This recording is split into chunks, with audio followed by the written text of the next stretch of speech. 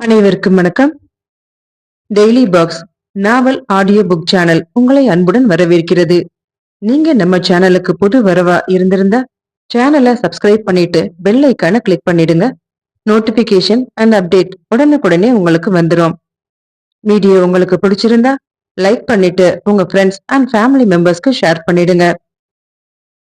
சோழ இளவரசன் கனவு. கனவின் குரலாக சங்கீதா.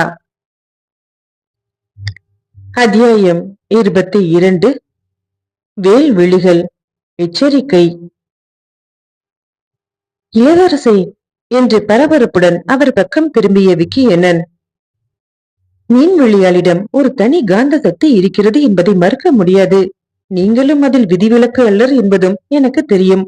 உங்களுடன் இளம் வயது முதலே பழகிய எனக்கு தெரியாதா உங்களது இதயம் சோழ நாட்டில் இல்லாத சிற்பியா? மீன்விழியாளை அங்கு வரவழைக்க வேண்டும் என்பதற்காகத்தானே சிற்பத்தை பற்றியே பேசுகிறீர்கள்? மீன்விழி, மயில் அழகு இருவரையும் சோழ நாட்டிற்கு அழைத்துச் சென்றுதான் ஆக வேண்டுமா என்று விக்கியண்ணன் கேட்டான். ஆதித்தன் மௌனமாகவே நடந்தான். என் மனமும் சஞ்சலப்படுவது உண்மைதான் விக்கியண்ணா.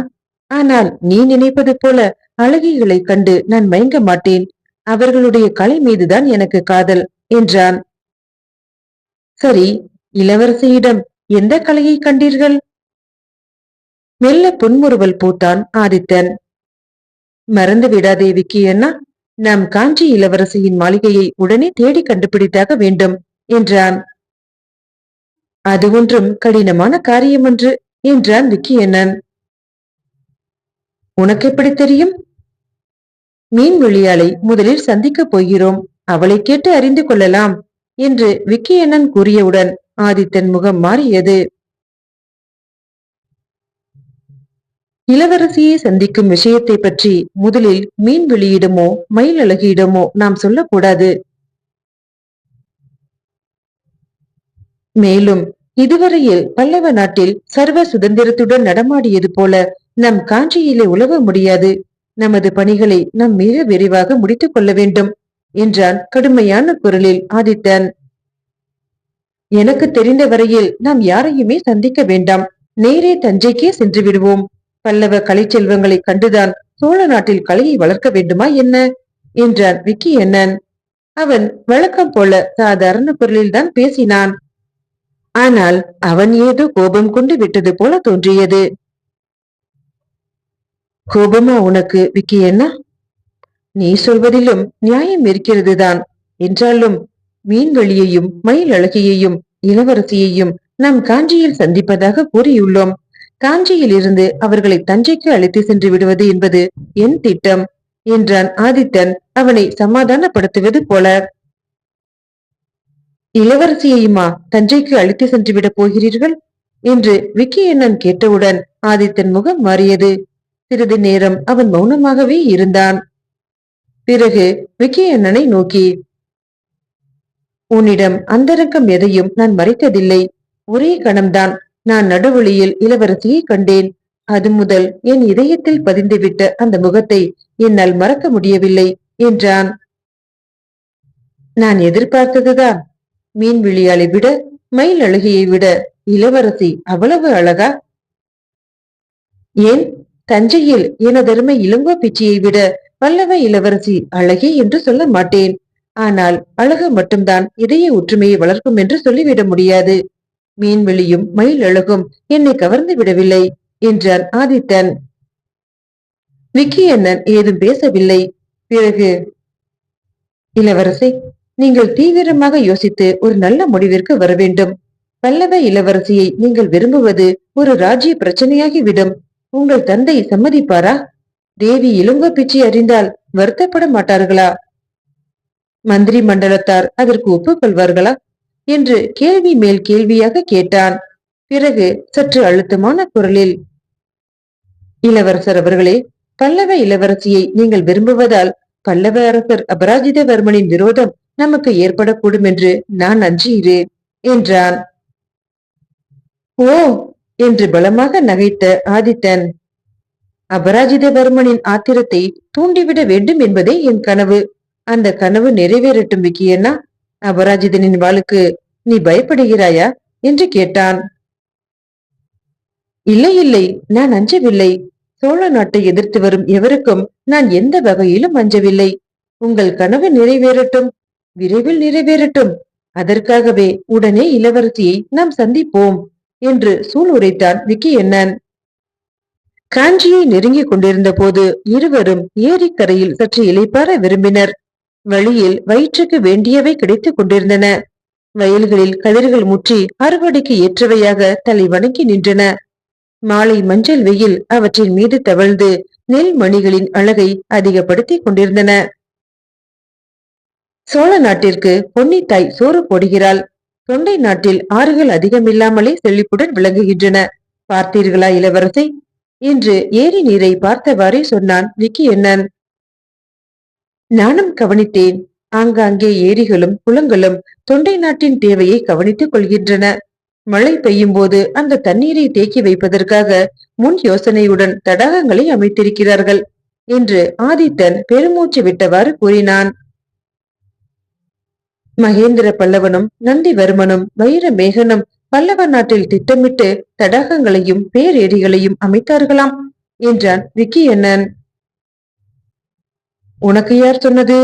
மீன்வெளியால் தானே என்று ஆதித்தன் திரும்பி பார்த்து சற்று கோபத்துடனே கேட்டான். விக்கியண்ணன் கலகலவென சிரித்தான். இளவரசர் கோபப்படுகிறாரா அல்லது பொறாமைப்படுகிறாரா என்று என்னால் முடிவுக்கு வரவில்லையே. மீன்வெளிதான் சொன்னால். அப்படியென்றால் நீண்ட நேரம் இருவரும் பேசிக் கொண்டிருந்திருக்கிறீர்கள் என்பது தெரிகிறது, அப்படித்தானே என்று ஆதித்தன் கேட்டான். ஆமாம், நான் தான் பேச்சு கொடுத்து பற்பல செய்திகளை அறிந்தேன். மீன்வெளி செல்வாக்கு மிக்கவள் என்பதுடன் பல்லவ நாட்டு ரகசியங்கள் பல அறிந்தவள் என்பதையும் தெரிந்து கொண்டேன். அது என் தவறு என்று நீங்கள் சொல்கிறீர்களா இளவரசை? ஆதித்தன் உடனே மறுமொழி ஏதும் கூறவில்லை. பெருமூச்சு ஒன்று அவனிடமிருந்து வெளிப்பட்டது. இதயத்து உணர்ச்சியை அது பிரதிபலிப்பதாக இருந்தது. விக்கியண்ணன் ஆதித்தன் முகத்திலிருந்து உள்ளத்தை உணர முயன்றான். ஆனால் முடியவில்லை. சரி, புறப்படுவோம். பொழுது சாயும் முன்பு காஞ்சியை அடைந்து விடுவோம் என்று ஆதித்தன் கூறினான். தொலைவில் இருந்தே காஞ்சியின் மதில் சுவர்கள் மங்கிய வெளிச்சத்தில் கோடுகள் போல புலப்பட்டன. மதிலின் நீளம் கண்ணுக்கு எட்டிய தொலைவு வரையில் தென்பட்டது. ஆதித்தனுக்கு பிரமிப்பே ஏற்பட்டுவிட்டது. மயிலை போன்ற வடிவுடையதாக இருக்குமாம் காஞ்சி நகரம் என்று அவன் கேள்விப்பட்டிருக்கிறான். 4 திக்குகளிலும் நுழைவாயில்கள் இருக்கும் என்றும் கூறியிருக்கிறார்கள். கோட்டைக்கு வெளியே கடல் போன்ற பெரிய ஏரி இருக்கும் என்றும் கேள்விப்பட்டிருந்தான். அந்த ஏரியைத்தான் இப்போது கண்டான். கோட்டையை நெருங்க நெருங்க ஆதித்தனிடம் பரபரப்பு மிகுந்தது. ஏதோ முற்பிறவியில் விட்ட குறையான நகரம் ஒன்றை இந்த பிறவியில் காண்பது போன்ற ஆர்வம் அவன் உள்ளத்தில் எழுந்தது. கோட்டையை சுற்றிலும் பெரும் அகழி இருந்தது. அகழியில் நீர் தழும்பி நின்றது. கோட்டை கதவுகளும் திறந்துதான் இருந்தன. கோட்டையின் மீது நந்தி கொடி மிக கம்பீரமாக பறந்து கொண்டிருந்தது. மதிலின் அகல உயரத்தையும் ஒரு முறை நிமிர்ந்து நோக்கினான் ஆதித்தன். கோட்டையின் பரிமாணத்தையும் உறுதியையும் மனதிற்குள்ளேயே பதிய வைத்துக் கொண்ட ஆதித்தன் விக்கியண்ணனை நோக்கி, காஞ்சி கோட்டையை பார்க்கும்போது தஞ்சை கோட்டை விளையாட்டு பொம்மையை போல எனக்கு தோன்றுகிறது. தஞ்சை கோட்டையின் மதிலை இது போல அகலமாக கட்ட வேண்டும் என்றான். இளவரசே, காஞ்சியின் வரலாற்று பெருமை என்ன? பல 100 ஆண்டுகளுக்கு முன்பே கட்டப்பட்ட கோட்டையை பல்லவ மன்னர்கள் ஒவ்வொருவரும் விரிவுபடுத்தி இருக்கிறார்கள். காஞ்சியுடன் தஞ்சையை ஒப்பிடக்கூடாது. இழந்த பெருமையை இப்போதுதான் நீங்கள் சிறிது சிறிதாக நிலைநாட்டி வருகிறீர்கள். மேலும் என்றான் விக்கியண்ணன் அவனை சமாதானப்படுத்தும் வகையில். மேலும் சொல் விக்கியண்ணா, உனக்கு பழைய வரலாறு தெரியுமா? காஞ்சி கோட்டை சோழ மூதாதையர்கள் உடையது. அவர்கள்தான் காஞ்சியை உருவாக்கினார்கள். பல்லவர்கள் காஞ்சியை அபகரித்துக் கொண்டனர். நீ சொல்ல வந்ததை சொல் என்றான். காஞ்சி கோட்டையின் மதில் கருங்கற்களால் உறுதியாக கட்டப்பட்டிருக்கிறது. பல்லவ நாட்டில் பாறைகளுக்கு பஞ்சமில்லை. மழையே இல்லாத சோழ நாட்டில் கருங்கற்களால் கோட்டை கட்டுவது இவ்வளவு எளிதல்லவே என்றான் விக்கியண்ணன். ஏன் முடியாது? நான் இப்போதே உறுதியாக சொல்கிறேன். பல காத தொலைவு சென்றாவது பாறைகளை வெட்டி கொண்டு வருவேன். கருங்கற்களை கொண்டே தஞ்சை கோட்டையை கட்டுவேன். கோயில் ஒன்றை முழுவதும் கற்களாலேயே கட்டுவேன் என்று அவன் கூறும்போது அவனுடைய இயற்கையான கம்பீரம் முகத்தில் மேலும் அதிகமாக விளங்கியது. இளவரசரின் உறுதியை விக்கியண்ணன் முன்பே அறிவான். ஆதித்தன் தான் காணும் கனவை எவ்வித இடையூறுகளையும் வென்று நனவாக்கி விடுவான் என்பதும் அவனுக்கு தெரியும். கலை சிறப்பை காண வேண்டும், அதுபோல சோழ நாட்டிலும் கலை பெருமையை நிலைநாட்ட வேண்டும் என்பதற்காகத்தானே இளவரசர் துணிந்து பல்லவ நாட்டிற்கே வந்துள்ளார் என்பதும் அவன் அறியாததா? அதற்காகத்தானே சிற்பியின் மகளை சந்தித்து தஞ்சைக்கு வருமாறு அழைத்தார் என்பது விக்கியண்ணனுக்கு தெரியாததா? இளவரசே, தஞ்சையில் நீங்கள் நிறைவேற்ற நினைக்கும் அனைத்து பணிகளுக்கும் நான் துணையாக இருப்பேன். தஞ்சை கோட்டைக்கு வேண்டிய பாறைகளை கங்க நாட்டிலிருந்து அனுப்புகிறேன். ஒரு மலையையே வெட்டி அனுப்புகிறேன் இளவரசே என்று அவன் உற்சாகத்துடன் பேசினான். ஆதித்தன் விக்கியண்ணனின் தோள் மீது தன் கரத்தை போட்டுக்கொண்டு, நீ இருக்கும்போது எனக்கென்ன கவலை என்றான். கோட்டைக்கு வெளியே நின்று பேசிக் கொண்டிருக்கும் போதே முரசொலி கேட்டது. குதிரைகள் வரும் குளம்படி ஓசை கேட்டது. நந்தி கொடி பிடித்த வீரர்கள் குதிரை மீது அமர்ந்து வந்து கொண்டிருந்தனர். கோட்டைக்கு உள்ளேயும் வெளியேயும் செல்பவர்கள் பாதை ஓரமாக ஒதுங்கி நின்றனர். விக்கியண்ணன் பரபரப்புடன், இளவரசே, அபராஜிதன் வருகிறார் போல தோன்றுகிறது. நாம் இங்கே நிற்க கூடாது என்றான். அபராஜிதன் வருகையை காண மக்கள் அகழியின் அருகிலும் பாதையின் ஓரமாகவும் நின்றனர். விக்கியண்ணனும் ஆதித்தனும் மரத்தின் ஓரமாக சென்று சற்று மறைவாக நின்றனர். குதிரைகள் சென்றன.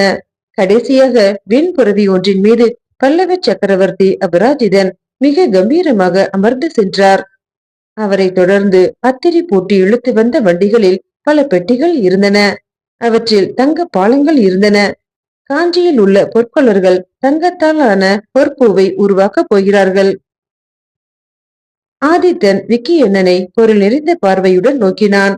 அதற்கு விக்கியண்ணனும் தலையை அசைத்தான். மக்கள் கூட்டம் கொஞ்சம் கொஞ்சமாக கலைந்தது.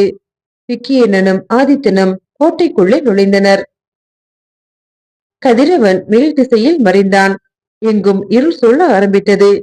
காஞ்சி நகரத்து வீதிகளின் மூலைகளில் உள்ள கருங்கல் கம்பங்களில் அமைந்த சுளுந்துகள் ஏற்றப்பட்டன. வீடுகளின் வாயில் புறத்தில் அகல் விளக்குகள் ஏற்றப்பட்டன. இரவு தங்குவதற்கு ஏற்ற இடத்தை நாம் முதலிலே தேடிக்கொள்வோமே என்றான் ஆதித்தன். கைலாயநாதர் அருகிலே சந்திக்குமாறு மீன்வெளியால் சொல்லி இருந்தாள் என்றான் விக்கியண்ணன். இப்போதே போக வேண்டுமா? அதற்குள் காஞ்சிக்கு வந்திருக்க மாட்டாள். நீ வேண்டுமானால் இப்போதே சென்று கோயில் வாசலில் படுத்துக்கொள் என்று சற்று நகைச்சுவையுடன் கூறினாலும் அதில் சற்று கடுமையும் இருந்தது. இளவரசே, நீங்கள் இளவரசியை சந்திக்க சென்றுவிட்டால் சிற்பியின் மகளை மறந்து விடுவீர்கள் அல்லவா? அதனால் தான் நான் முன்னெச்சரிக்கையுடன் கூறினேன் என்று நகைத்தவாறு விக்கியண்ணன் கூறியதும் ஆதித்தன் சிரித்தான். எனக்கொன்று தோன்றுகிறது. நாளைக்கு நாம் இருவரும் தனித்தனியே பிரிந்து விடுவோம். நீ மீன்வெளியை சந்திக்கச் செல், நான் இளவரசியை சந்திக்க முயல்கிறேன். இருவரும் ஒரு வாரம் கழித்து எங்கே சந்திப்பது என்று நாளைக்கு முடிவு செய்து கொள்வோம் என்றான். அதற்கு விக்கியண்ணன் தலையை இருபுறமும் அசைத்தான். கூடாது, கூடாது இளவரசி, உங்களை நான் தனியே விட்டு செல்ல மாட்டேன் என்றான். நான் விவரம் அறியாத சின்னஞ்சிறியவன் என்பது உன் அபிப்பிராயமா என்று ஆதித்தன் கடுமையாக கேட்டான். நீங்கள் அப்படி நினைக்க கூடாது. நாம் இப்போது பல்லவ தலைநகரத்தில் இருக்கிறோம். பல்லவ ஒற்றர்கள் மிகவும் திறமைசாலிகள். ஒருவேளை அவர்கள் நம்மை எளிதிலே கண்டுவிட்டால் என்ற விக்கியண்ணன் குரலிலும் சற்று அழுத்தம் இருந்தது. நாம் திறமையற்றவர்களா? கடந்த ஒரு மாதமாக பல்லவ நாட்டிலே சுற்றுகிறோம். ஒற்றர்களுக்கு இதுவரையில் தெரிந்திருக்காதா என்ன என்று ஆதித்தன் கேட்டான். மீண்டும் நாளைய பதிவில் சந்திக்கிறேன். நன்றி.